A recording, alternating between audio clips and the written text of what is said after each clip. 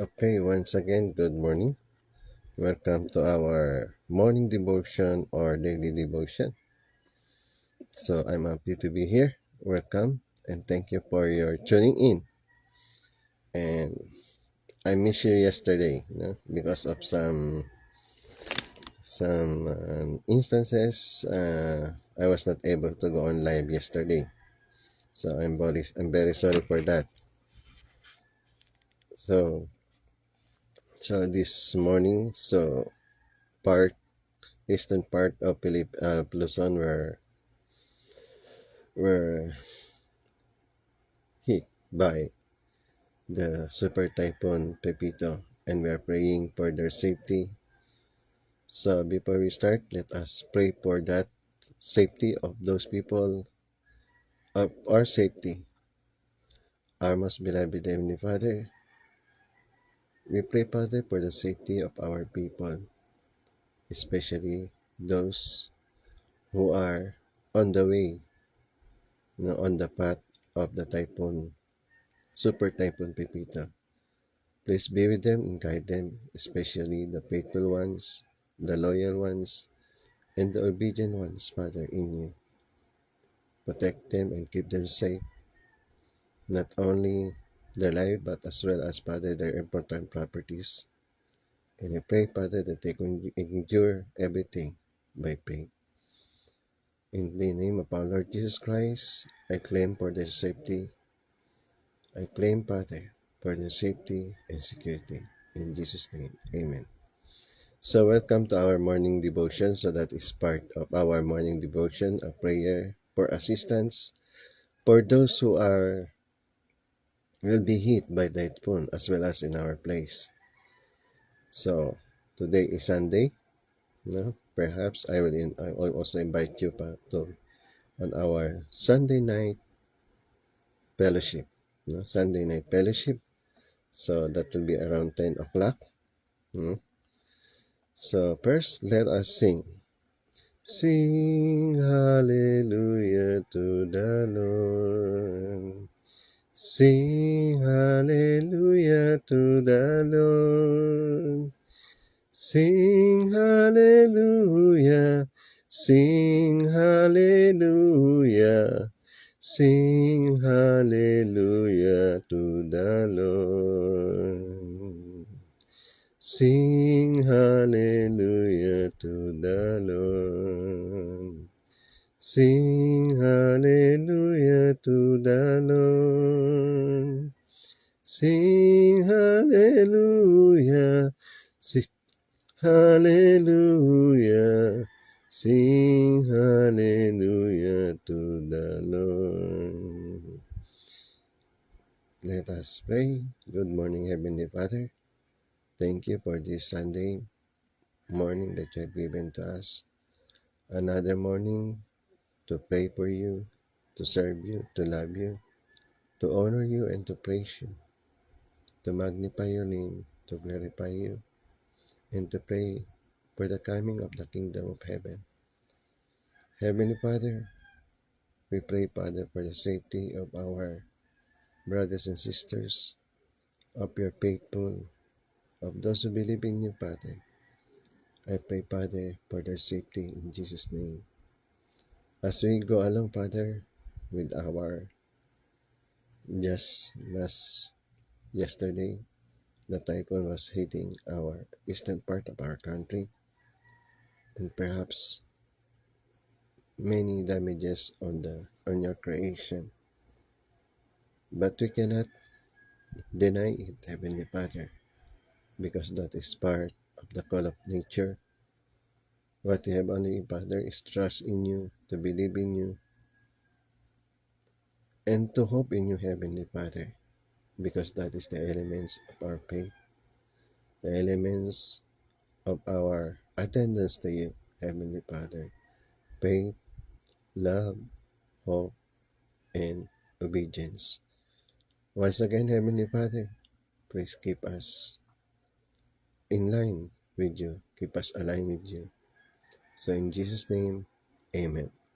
Okay, good morning, brothers and sisters. Good morning, word. Welcome to our morning devotion. So, so my topic for my message for the Sunday morning devotion is trust in the Lord in the midst of the storm. No? Trust in the Lord in the midst of the storm. So when we talk about a storm, that is only not only the literal storm. In our life of faith, there are many kinds of storm. The problem, financial, love, no? So those are the storm in our life, especially if we are in tribulation, that is also a storm. So what we can do is to trust in the name of the Lord. To trust the Lord that he will keep us safe in spite of the storm. In spite of the storm, that means we have to exercise our highest standard of faith, no, in the midst of the storm. And that is also exactly the same today, no? As we know that super typhoon is hitting the eastern part of our country. So we cannot stop it, no?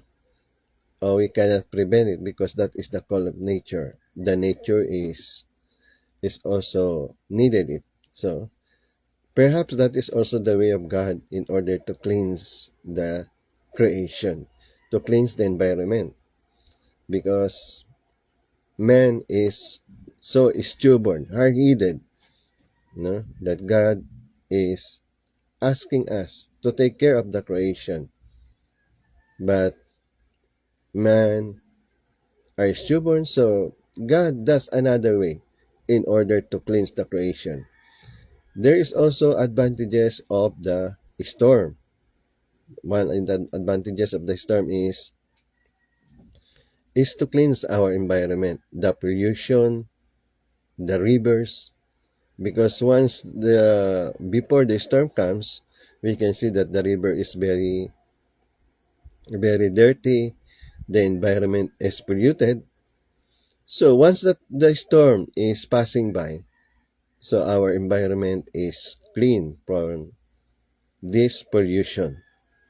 So similarly, no, that is the advantages. Of course, there are the disadvantages, especially we are not prepared. So we are in the advanced technology. We know that there will be a coming of the typhoon, no? So that means we can prepare. No? Therefore, if we are hit by the typhoon and we are we become a victim because of our negligence, I think we cannot we cannot blame God, no, because of our negligence. But of course, in another way around, if we are hit by the typhoon and become victims, then we need to reflect. We need to reflect what we have done wrong in the eyes of God, no?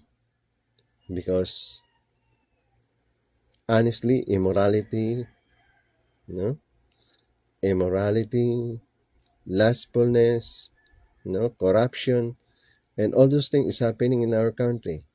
But more importantly, the godlessness is also rampant. So therefore, we cannot blame God because God in many ways are already close us, just like in that He asking us to repent. He is asking us to change the way of our life, our lifestyle. But if we fail, there will be a consequence. Just like in our society, if we are honest, no, if we are living our life with fairness, with justice, no, then we are not under the law. But if we are breaking the law, so that means we should be under the law and then punishment will come. No? For example, you are a killer. You kill, you kill, you kill. You are a robber, you rob, you rob, you rob. You are a rapist, you rape, you rape, you rape. So in our society, you cannot go on in that kind of life. You will face the consequence of your crime. You will be punished. So similarly, no, in our world, in our life of faith, we need to ask whether our faith is in accordance with God, whether they are practicing truly our faith, because our faith must be in accordance with the constitution of heaven. Now, when we speak about the constitution of heaven, it's written in the Bible. And number one there is to love God with all our heart, and another thing is to love our neighbor, no? And then to love our enemy, and to worship God in spirit and in truth.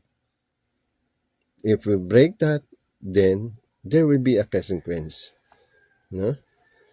So it says in every action there will be an opposite equal reaction, especially if this action is not aligned with the principle. If this action is not aligned with the heavenly law, so that means you will face the consequence.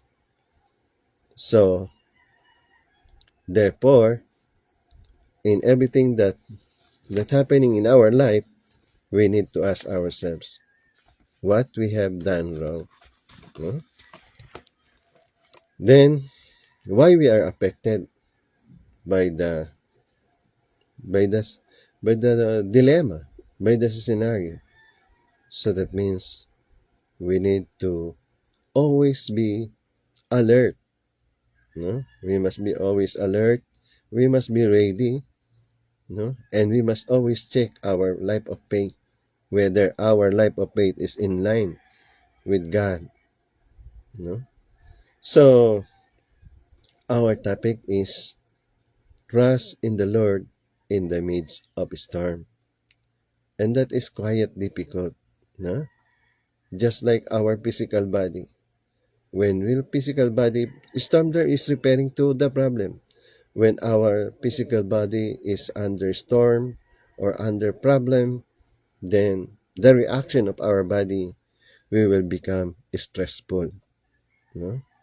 We will be stressed, and then we should know how to manage our stress. And it's quite difficult. No? So that means we need, under storm, we need to keep our posture, no? Our system, no? Our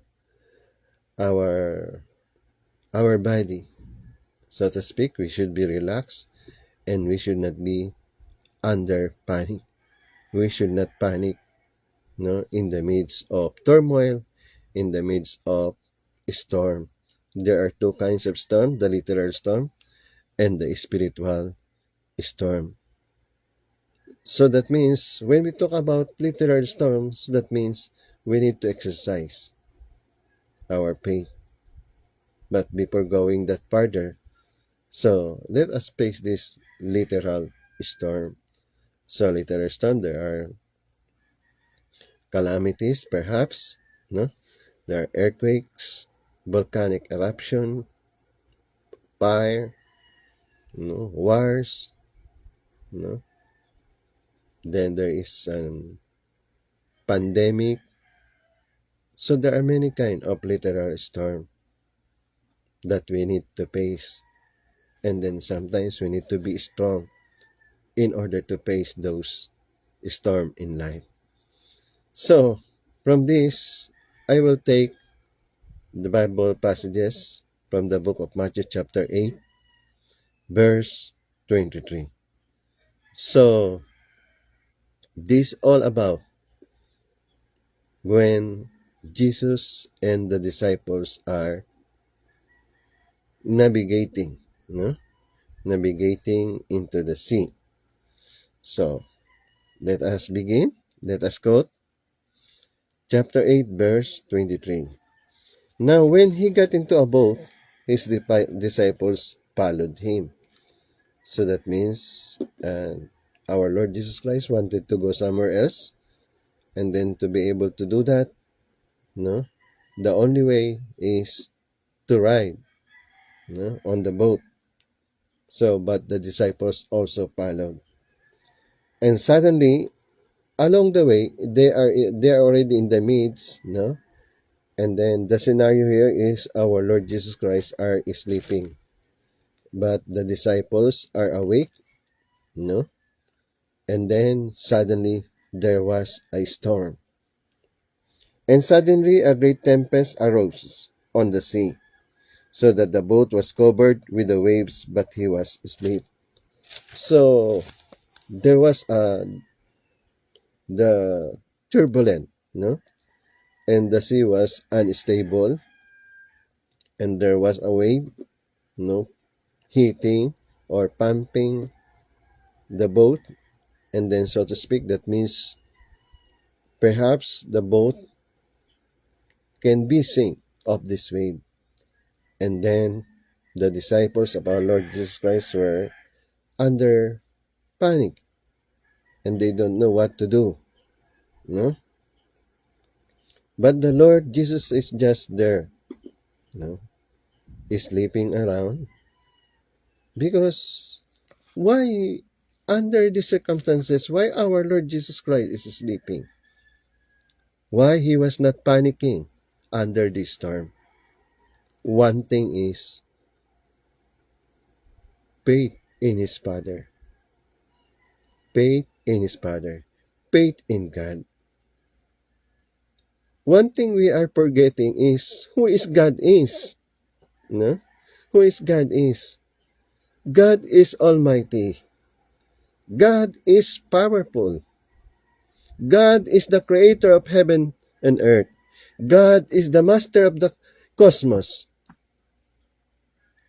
And then, so that means, if we claim that God is our Father, if we claim that we have believed in God, so what we should do?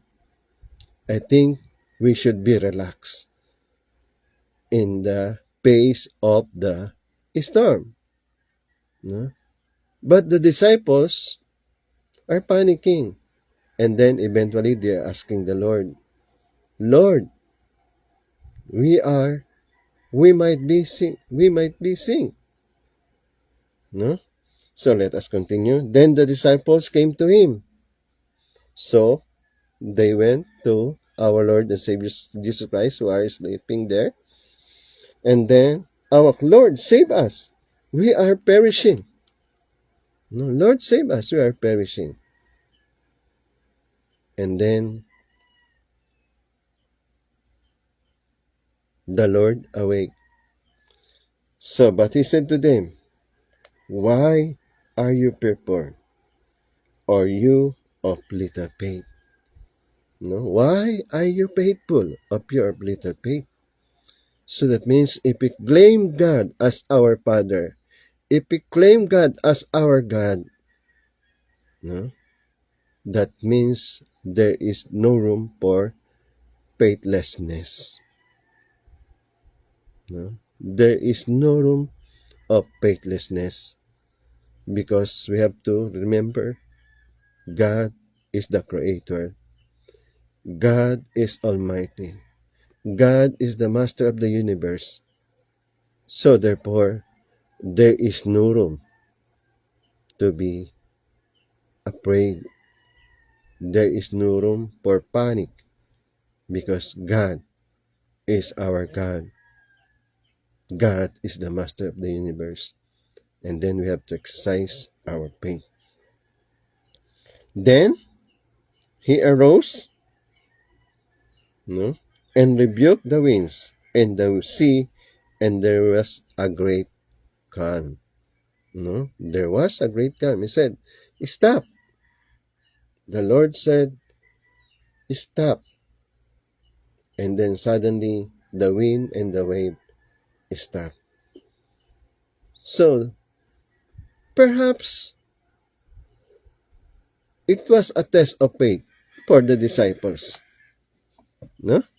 Because as the Son of God, as Christ, as the Lord and Savior, He knew what might happen when we are crossing the sea. Or perhaps that is part of the game. The Lord Jesus Christ wanted to check how much faith they have. No? How much faith they have. So, if you are there with the Lord, and you know this Lord that you have, He resurrect the dead, no?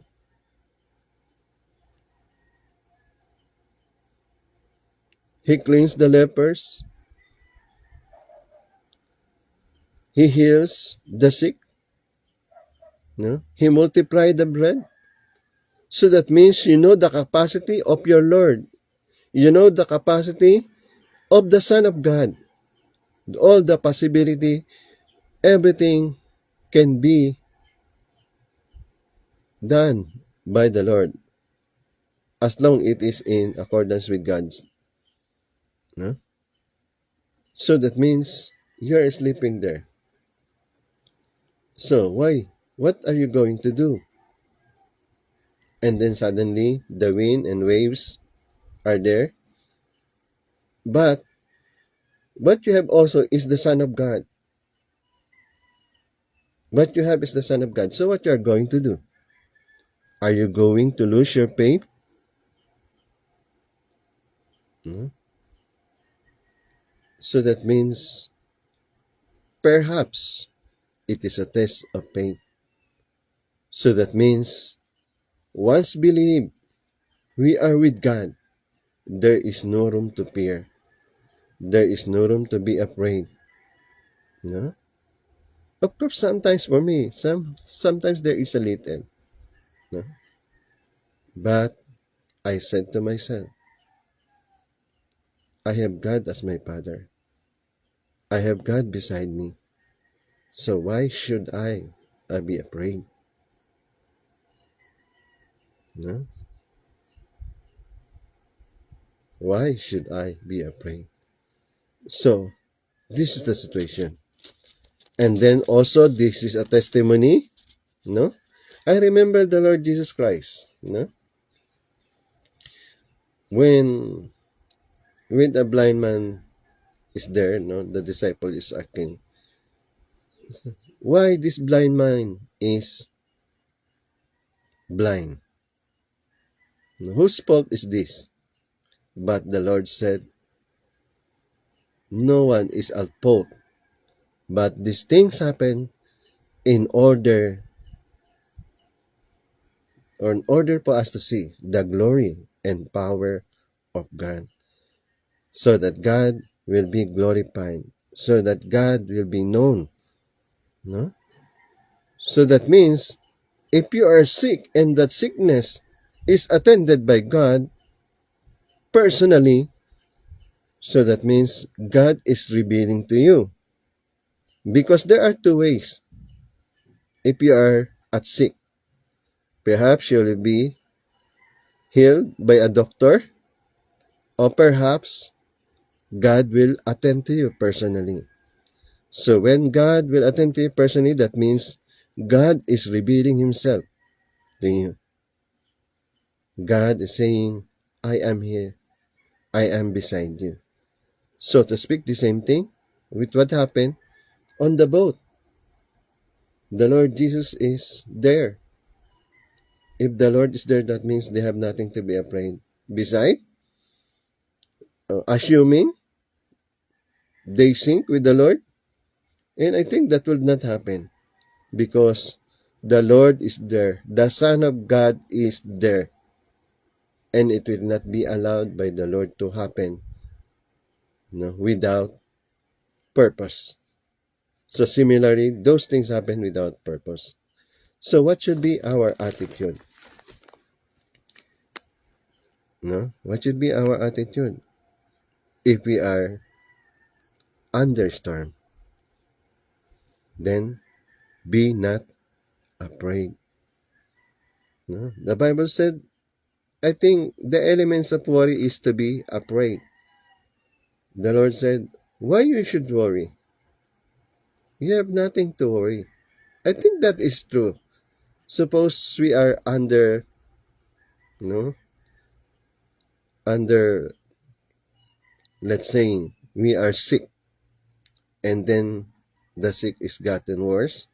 Or perhaps we will be at sink, you know, and then what we are going to do? Sometimes we are panicking, we are worrying. But it has nothing to do. The more we worried, the more the sick get worse. You know? I experienced that. The more you worry, the more the sick worse. Similarly, when we are in storm in life, the more we worry, the more the problem become worse. So that means what we need to do is we should not be afraid. And then know who is with us. If we are under storm, then we should know who is with us. Then if we acknowledge God, if we acknowledge our Lord and Savior Jesus Christ in our life, so that means why we should be afraid. We have nothing to be afraid but to believe and keep our faith. And then trust God.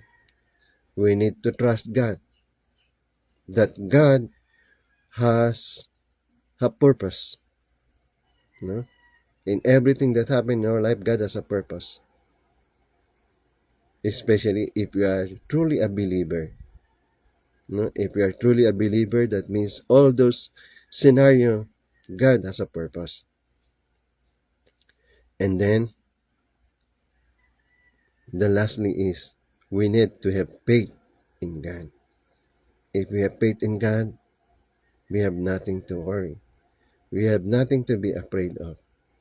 So that means that is thing that we need to exercise. So, what we need to, when we are attending God, what we need, number one is, if we are attending God, we need to have faith. You know? It says, you cannot please God without faith.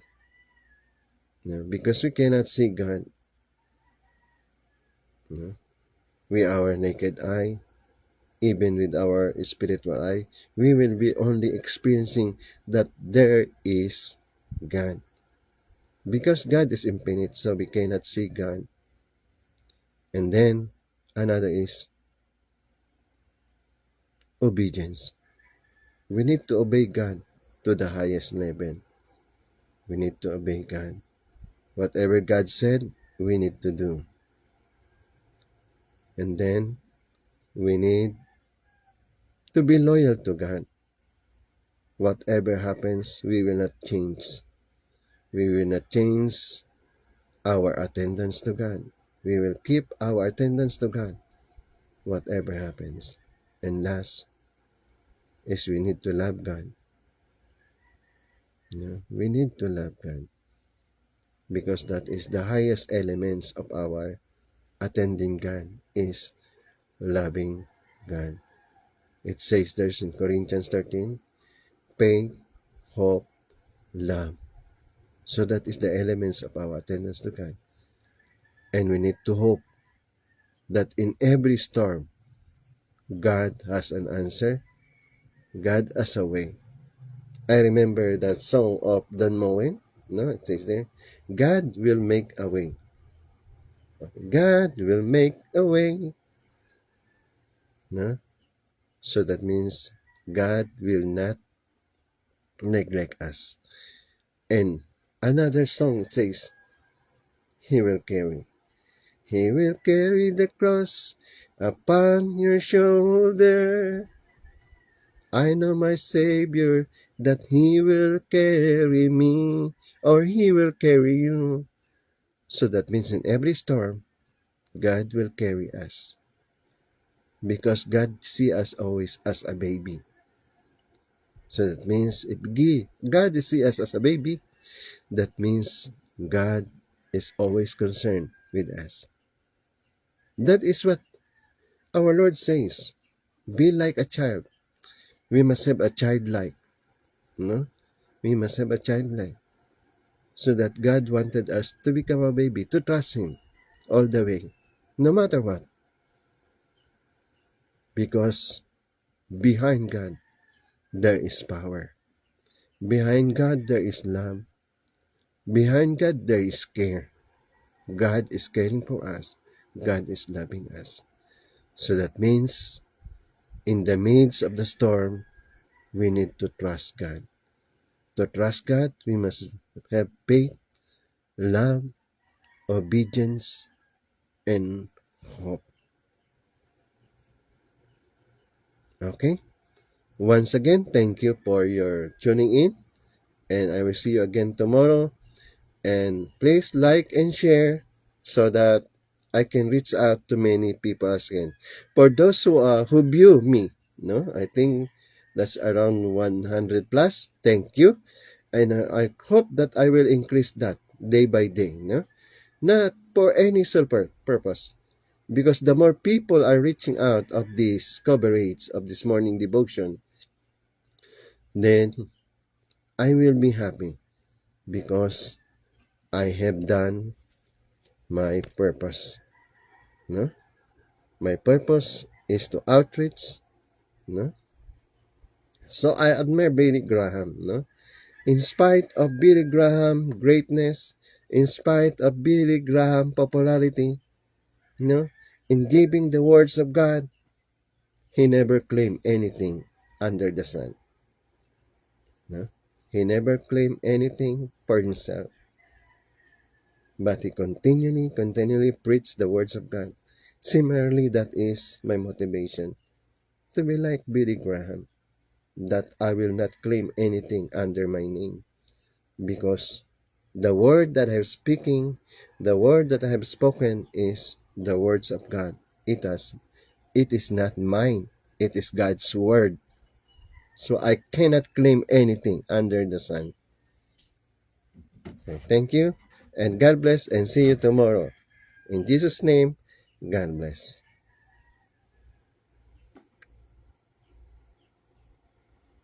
Glorify thy name. Glorify thy name. Glorify thy name to all the earth. Heavenly Father, thank you very much, Father, for this morning. I pray, Father, that we can keep our faith, our love, our devotion to you in the midst of the storm. Thank you for everything. Thank you for your guidance. In Jesus' name, amen. Okay, once again, thank you very much. And I will see you tomorrow for another episodes of our morning devotion.